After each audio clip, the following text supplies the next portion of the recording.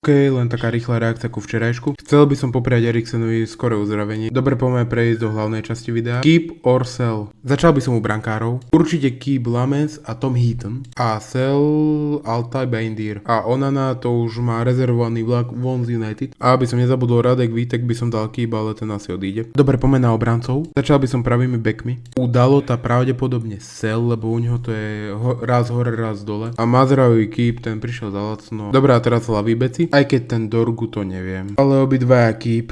No a teraz poďme na stredných obrancov. De Ligt keep, Maguire takisto, Joro Hevan tiež a Martinez, ak by prišla dobrá ponuka, tak sell. A teraz záložníci. Ugarte sell, a inak všetci keep. A toto bude najľahšia kategória. Útočníci. A začnem asi tými, čo by som predal. Zirkze, vypadni. Ak mám Rashforda ešte počítať, aj ty vypadni, ďakujem. A inak to je asi všetko, inak všetci asi keep. Hádam, nemusím ti pripomínať, že mi môžeš dať odber, ak ťa baví takýto content do United, aj môžeš dať like, komentár, ak by si to ty vyriešil. Ďakujem veľmi pekne a čus.